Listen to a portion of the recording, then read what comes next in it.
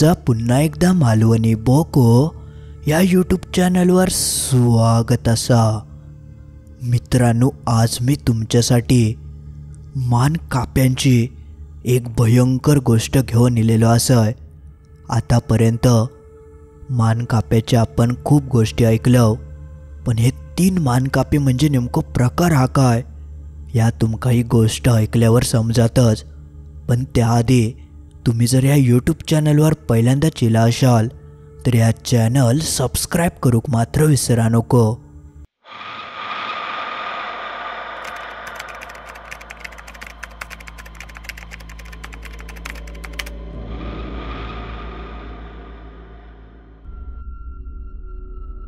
ही गोष्ट बऱ्याच वर्षांपूर्वीची असा। म्हणजे थोडक्यात सांगूक गेला तर तेव्हाच्या काळी संडास वगैरे नाही होते, उघड्यावरच जाऊचा लागायचा। तेव्हाच्या काळची घटना। एका गावात एक कुटुंब होता। त्या कुटुंबात 2 सख्खे भाऊ होते आणि त्या दोनवल्या भावांचा नुकताच लग्न झालेला आणि दोघवल्यांचे बायका त्यांच्या घरात इले होते। पण आपण आतापर्यंत बघत इलो 2 जावांमध्ये कधीच पटत नाही। सतत त्यांची खयच्या ना खयच्या कारणांवरून भांडणंही होतच असतात। पण हे जे 2 भाव होते म्हणजे सदा जो मोठो होतो आणि विनायक जो त्याच्यापेक्षा छोटो होतो। सदाची बायको होती गिरिजा आणि विनायकची बायको होती नंदिता। म्हणजे गिरिजा आणि नंदिता हे 2 जावा होते। पण तरीसुद्धा त्या दोघींचा खूप चांगला पटाक लागला होता। जणू सख्खेच बहिणी असत की काय असं वाटायचा, इतका त्यांच्यात चांगला नाता निर्माण झालेला। दोघवले जणी एकदम मिळान मिसळान राहत होते। पण एक दिवशी जो काय प्रकार घडलो त्याची कल्पना ह्या दोघींनीच काय पुऱ्या गावांसुद्धा करूक नाही होती। मी तुमका पहिल्यांदा सांगितल्याप्रमाणे ही गोष्ट फार वर्षांपूर्वीची असा। तेव्हा संडास वगैरे घरात नसायचे, बाहेरच जाऊचा लागायचा। त्यामुळे बायका जे असायचे ते शक्यतो पहाटे म्हणजे उजेडाच्या आधी किंवा अगदीच कोणाक झाला तर रात्री अंधार पडल्यानंतर शौचालयात जाऊचा लागायचा। तर एक दिवशी झाला असा, गिरिजाच्या पोटात जरा गडबड झाली होती। त्यामुळे रात्री जेवल्यानंतर तिका अचानक शौचालयात झाला। पण रात्र खूप झाल्यामुळे तिका काय करूचा आता समजा नाही। पण जाऊचा तर होता म्हणून तिने नंदिताक ह्याबद्दल सांगितल्यान। तशी नंदिता म्हणाली, अगो मग काय झाला, चल मी तुझ्या सोबत येतोय। तशी नंदिता आणि गिरिजा दोघवले जणी शौचालयासाठी बाहेर पडले। रात्र असल्यामुळे बाहेर तसा कोण नाही होता, पण शेत जमीन असल्यामुळे शेताची राखण करूक बरीचशी लोक शेतात झोपायची। त्यामुळे आजूबाजू काही शौचालयात जाऊक जागा नाही होती। गावाच्या वेशी बाहेरच जाऊचा लागायचा आणि थंय अशी ओसाड जमीन असा, आजूबाजूक जंगल, थंयच लोक जायची। त्यामुळे मग हे दोघवले जणी त्याच ठिकाणी जाऊक लागले। तेव्हा यांच्याकडे एक गॅसबत्ती होती। ती गॅसबत्ती घेऊन हे दोघी जणी गेले। बघता बघता ते गावाच्या वेशेबाहेर पडले आणि थंय गेल्यानंतर चांगली एक जागा बघून नंदिता म्हणाली, गिरिजा मी या रस्त्यावर थांबतोय, तू तर खाली जाऊन ये। असा म्हणान गिरिजाक तिने खाली पाठवल्यान गिरिजा हातात गॅसबत्ती घेऊन हळूहळू खाली उतराक लागली आणि बाजूक एक चांगली जागा बघून ती आपले शौचालय वगैरे करूक लागली। पण हडे नंदिता मात्र संपूर्ण काळ्या कुट्ट अंधारात गिरिजाची वाट बघत होती। तरी जवळजवळ रात्रीचे 9:30-10 वाजत इले होते आणि तेव्हाच्या काळी 9:30-10 म्हणजे आताच्या काळची मध्यच रात्र म्हणाक काय हरकत नाही। तर ती आपली रस्त्यावर उभी होती। शाप काळोख असल्यामुळे आजूबाजूचा काय दिसा नाही होता आणि हडे गिरिजान शौचालयात बसल्यावर तो कंदील मालवल्यान, ज्यामुळे तर शापच काळोख झालो। पण तेवढ्यात नंदिताच्या कानावर एक आवाज पडलो। तो कोणत्या तरी पावलांचा आवाज होतो आणि एकदम पावलं आपटत आपटत कोणतरी तिच्या दिशेने येता असं तिका जाणवक लागला। बरं, हिच्या हातात काय प्रकाशाचं साधन नसल्यामुळे नेमका कोण आपल्याकडे येता ता तिका दिसा नाही। आणि त्यानंतर तिका मोठमोठ्यान घुरघुरण्याचा आवाज येऊक लागलो। तो आवाज ऐकान नंदिता जरा घाबरली। तिका वाटलं की जंगली प्राणी वगैरे इलो की काय, कारण आजूबाजू पूर्ण जंगल होता आणि रातचे असे जंगली प्राणी येऊ शकतात त्यामुळे आता करायचं काय ता तिका समजा नाही. बरा ती आरडान गिरिजाक हाक सुद्धा मारूक शकत नाही होती, कारण ती आरडली तर समोरचं जंगली प्राणी हिका मारतलो ह्या तिका कळाला होता. पण तो जंगली प्राणी असा की अजून कोण ह्या काय तिका समजा नाही. आणि तेवढ्यात तिका असं जाणवला की कोणतरी तिच्या आजूबाजूसून पास झाला, म्हणजे एखादं माणूसच तिच्या बाजूसून गेलो असं तिका जाणवला. तेव्हा मात्र ती घाबरली. तिका कळान चुकला की हय काहीतरी गडबड असा. ती घाबरान खाली बसली आणि मोठ्यान तिने गिरिजाक हाक मारल्यान नंदिताचा तो आरडण्याचा आवाज ऐकान गिरिजा घाबरली आणि पटकन तिने गॅसबत्ती पेटवल्यान आणि ती पळत पळत नंदिताच्या दिशेने येऊक लागली. जोपर्यंत ती नंदिताच्या दिशेने येता तोपर्यंत खूप मोठं अनर्थ झालं होतं. कारण जेव्हा गिरिजा नंदिताकडे येली तेव्हा तिने बघितल्यान की नंदिता रस्त्यावर पूर्ण रक्ताच्या धारा तीर्थी पडली होती. आणि तिची ती अवस्था बघूनच तिका लगेच समजला की नंदिता आता काय या जगात नाया. म्हणजे कोणीतरी तिच्यावर चांगलंच हल्लो केलेलं होतं. गळ्यावर वार होतो, हातापायांवर वार केलेलं होतं आणि अक्षरशः धारदार हत्यारान कोणतरी वार केल्यासारखा वाटा होता. तर हा सगळा भयंकर दृश्य बघून गिरिजा इतकी मोठ्यानं आरडली की तिचा आवाज लांब लांबपर्यंत जाऊन पोचलो. आणि तिने ते आरडच घालूक सुरुवात केल्यान आणि तो आरडाओरडीचा आवाज आजूबाजूच्या शेतांमध्ये राखणे इले होते त्यांच्यापर्यंत गेलो. आणि तो आवाज ऐकान ते लगेच त्या आवाजाच्या दिशेने येऊक लागले. बघता बघता 7-8 जण थंय येऊन पोचले आणि त्यांनी ता सगळा दृश्य बघितल्याने आणि ते तर पूर्ण हादरानच गेले. मग ताबडतोब त्याने गिरिजाक थैसून लांब केल्याने आणि नंदिताक त्याच अवस्थेत उचलून ते गावाच्या दिशेने येऊक लागले आणि कसेबसे गावात येऊन पोचले. आणि नंदिताचा तो आवाज ऐकान संपूर्ण गाव ते जमा होऊक लागला. सदा आणि विनायकसुद्धा थंय येऊन पोचले. पण जेव्हा सदान आपल्या बायकोची ती अवस्था बघितल्यान तेव्हा तर त्याच्या पायाखालची जमीनच सरकली. संपूर्ण गावच हादरून गेला होता. आणि गिरिजा तर सगळ्यांका विचारत होती की हो काय प्रकारा, कोणी मारला माझ्या ताईक, कोणी मारला. गिरिजा नंदिताक आपली मोठी बहीणच मानायची, पण तिची ही अवस्था बघून तिका कायच सुधरत नाही होता. तिका कसा बसा लोकांनी सावरल्याने पण कोणाकच कळा नाही की हो नेमको प्रकार हा काय. बघता बघता खूप लोक जमली आणि सगळ्यांची चर्चा चालू झाली की हा सगळा कोणी केल्या नसात, काय आहे हो सगळं प्रकार. आणि तेवढ्यातच काही वयस्कर माणसंसुद्धा थैली. जेव्हा त्यांनी तो सगळं प्रकार बघितल्याने तेव्हा त्यातलो एक माणूस सगळ्यांका म्हणाक लागलो ह्या काम मान काप्याचा असा. त्या म्हाताऱ्याच्या तोंडून मान काप्याचं नाव ऐकताच संपूर्ण गावाच्या अंगावर काटो इलो. कारण त्यांच्या गावात मान काप्याची दहशत होती, पण मध्यंतरी काळात असो काय प्रकार घडलो नाही होतो. पण अचानकच ह्या सगळा होऊन बसला होता. तेव्हा त्या आजोबांनी सगळ्या गावकऱ्यांका सांगितल्याने की आपल्या गावच्या वेशेवर मान कापू फिरता, म्हणून रातचा थंय कोण जायत नाही. मग तुम्ही कशाक गेलास, हिका कोणी पाठवला थंय. तेव्हा गिरिजा रडत रडत सगळं प्रकार सांगूक लागली. पण आता जा काय घडूचा होता त्या घडांतर गेलेला. आता बोलांतर काय फायदो नाही होतो. पण गिरिजाक मात्र खूप वाईट वाटत होता, कारण तिच्यामुळे नंदिता त्या ठिकाणी उभी होती आणि म्हणून तो सगळं प्रकार घडलो. पण असा काय घडात ह्याचो कोणीच विचार करूक नाही होतो. मग पुढच्या दिवशी सकाळी नंदितावर सगळे अंतिम संस्कार वगैरे केल्याने आणि त्यानंतर त्याच दिवशी रात्री अजून एक भयंकर प्रकार त्या गावात घडलो. तो म्हणजे त्या गावचे जे सरपंच होते त्यांचं मुलगो रात्रीचो घराकडे उशिरा येत होतो. म्हणजे तो कामानिमित्त बाहेर असायचो आणि त्या दिवशी त्याका येऊक उशीर झालो. त्यामुळे रातचो तो रस्त्याने ये होतो आणि गावाच्या बाहेरसून तो रस्तो येत असल्यामुळे तो नेमको गावाच्या वेशेच्याच बाहेर होतो. पण तो काय घराकडे येऊक नाही. खूपच उशीर झाल्यामुळे त्याचे वडील म्हणजेच गावचे सरपंच जरा घाबरले. आपलं पोर अजून इलो नाही कसो, येतंय म्हणून तर सांगितल्या नव्हता पण अजून येऊक नाही.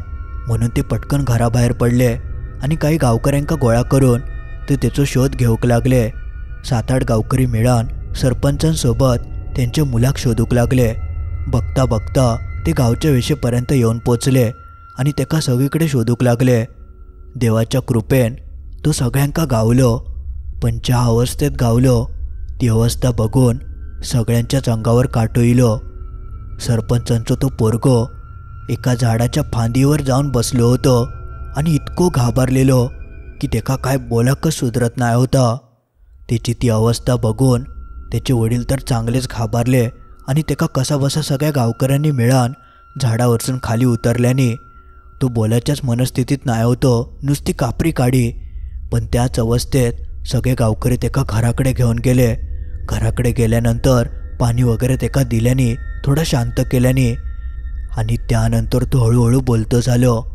जेव्हा तो बोललो तेव्हा मात्र बाकीच्यांची बोलतीच बंद झाली.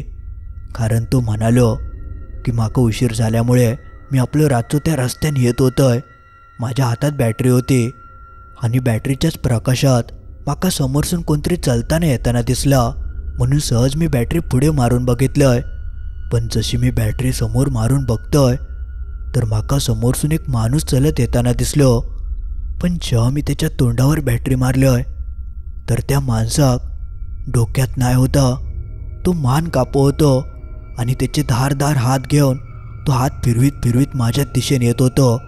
माझं नशीब चांगलं होतं म्हणून माझ्याकडे चांगली बॅटरी होती, ज्यामुळे माका लांबपर्यंतचा बऱ्यापैकी दिसायचा. जसा माका यात दिसला तसे माझ्या हृदयाचे ठोकेच वाढाक लागले. काय करूचा ता समजा नाही.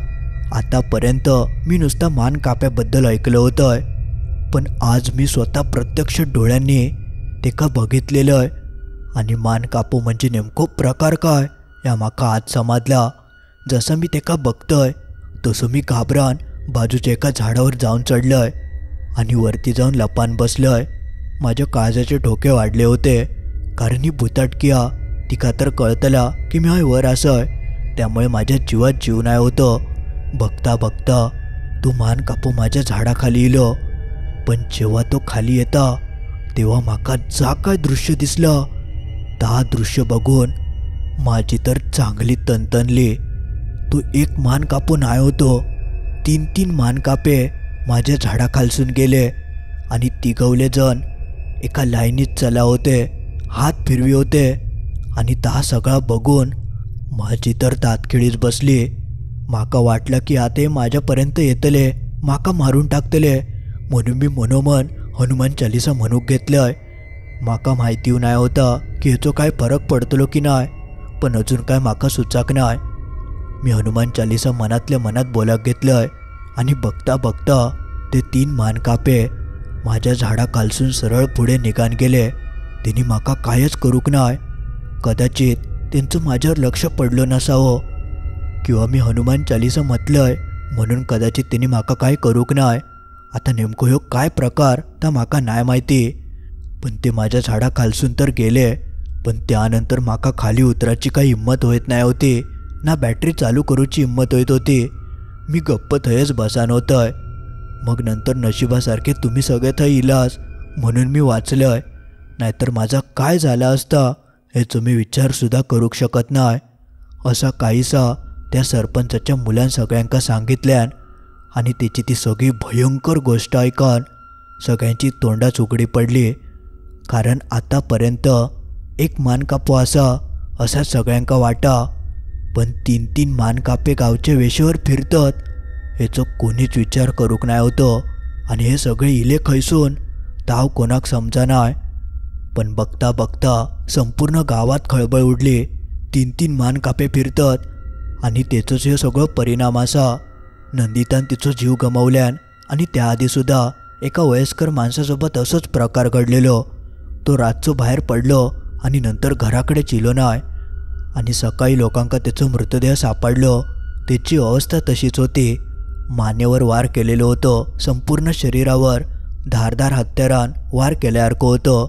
म्हणजे हो सगळं प्रकार त्या मानकाप्यानंच केलेल्यान त्याच्या वाटेक जोकून जाता तेका तो जित्तो सोडित नाही. या संपूर्ण गावकऱ्यांका कळान चुकला, पण आता ह्याच्यावर उपाय काय करायचो ता कोणाक काय समजा नाही. म्हणून गावकऱ्यांनी एका माणसाक शोधून काढल्याने जो अशी काळी विद्या किंवा बाहेरचा काय असत तर बघायचं, तर ते काही सगळं प्रकार त्यांनी सांगितल्याने पण मानकाप्याबद्दल त्यांनी खूप ऐकलेला होता आणि त्याका ह्याची जाणीव होती की हे मानकापे खूप ताकदवर असतात, समोरच्या माणसाक एका झटक्यात मारून टाकतात, त्यामुळे त्यांच्या नादाक न गेलेलाच बरा असता. पण सगळ्या गावकऱ्यांका एकच प्रश्न पडलो होतो की हे 3-3 मानकापे इले खैसून. एक मानकापो आधी होतो ह्या त्यांका माहिती होता, पण एकाचं रूपांतर 3त कधी झाला हेचो काय कोणाक पत्तो नाही होतो.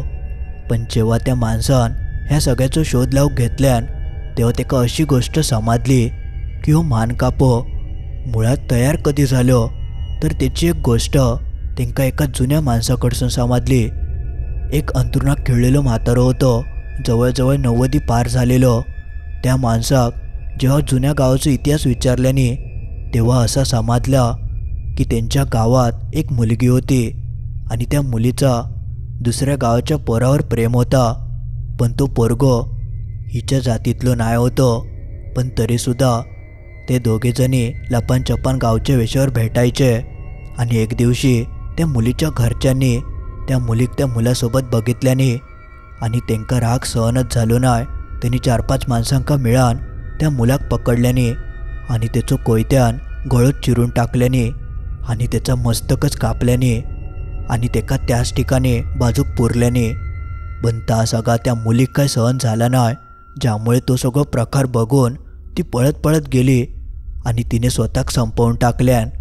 त्या मुलीच्या घरच्यांनी मुलीक वाचवसाठी हा सगळा केल्याने खरा, पण त्या सगळ्या प्रकारामुळे त्या मुलाचं जीव गेलो आणि त्या मुलीचं सुद्धा. पण जेव्हापासून हे सगळं प्रकार घडलो तेव्हापासूनच त्या मानकाप्याची दहशत सुरू झाली. म्हणजे त्या मुलाक जेव्हा मारल्याने त्या मुलाचंच आत्मो आता मानकापो म्हणून फिरता, कारण त्याची कायच चूक नाही होती. त्याका उगाच ते मारून टाकलेला होता, ज्यामुळे त्याचा गावकऱ्यांवर खूप राग असा, म्हणून गावातल्या माणसांका तो कधीच सोडत नाही. तर असो काहीसो जुन्या गावचो ह्यो इतिहास होतो. पण त्या एका मानकाप्याचे 3-3 मानकापे मात्र कसे झाले या अजूनपर्यंत कोणाक समजाक नाही. पण त्या मानकाप्यांच्या समोर कोणची जावची हिंमतच झाली नाही. आणि तो भूतभीत बघणारो माणूस होतो त्याने तर सरळ सांगितल्यान की हे मानकापे खूप खतरनाक असतात आणि हय तर 3-3 मानकापे असत. त्यांच्या समोर जाणं म्हणजे आपल्या मृत्यूक आव्हान देण्यासारखे असा. ह्याच्यावर आता एकच उपाय की तुम्ही रातचा गावच्या वेशेबाहेर जाऊ नको. तेव्हापासून सगळ्या गावकऱ्यांनी इथे जाणंच बंद करून टाकल्याने गावाकडे येऊचो थैसूनच रस्तो होतो, पण जेका कोणाक उशीर व्हायचो तो त्या रस्त्यान कधीच येत नसायचो. त्या काळात ह्या मानकाप्यांची दहशत खूप मोठ्या प्रमाणात होती. नंतर कोण रातचा बाहेरच पडला नसल्यामुळे नंतर ते प्रकार हळूहळू थांबले. पण नंतरसुद्धा बरीच वर्ष त्या मानकाप्यांची दहशत त्या गावात चालूच होती. पण जसं जसं काळ पुढे जाऊक लागलो गावाची प्रगती झाली, म्हणजे रस्ते चांगले झाले, रस्त्यावर लाईटी लागले, तेव्हापासून मात्र हे प्रकार थांबले. मग कधी कोणाक तो मानकाप वगैरे दिसाक नाही. पण अजूनव त्या गावात मानकाप्याची भीती असा. रातचो बिच्चो एकटो दुकटो कोणत्या रस्त्याने येत नाही, कारण काय माहिती कधी ते मानकापे आडवे येतील आणि माणसाक संपवून टाकतील या कळाक येऊचा नाही. मंडळी, आज पुरता एवढाच. तर मित्रांनो, अशी काहीशी होती मानकाप्यांची भयंकर गोष्ट. जी तुमका कशी वाटली त्या कमेंटमध्ये नक्की कळवा. आणि तुमका जरी गोष्ट आवडली असत तर लाईक मात्र नक्की करा. लाईक करूक विसरा नको. तुमचं एक लाईक खूप माझ्यासाठी महत्त्वाचं असा, त्यामुळे नक्की लाईक करा आणि आपल्या मित्रमैत्रिणींका ह्या व्हिडिओची लिंक नक्की शेअर करा, जेणेकरून त्यांका अशा गोष्टी ऐकाक गावतील. आणि अजूनव तुम्ही या चॅनल सबस्क्राईब करूक नशाल तर पहिला आधी या चॅनल सबस्क्राईब करा. चला तर मग लवकरच भेटाया असंच काहीसं भयंकर अनुभव घेऊन रविवारी ठीक रात्री 10:30 वाजता.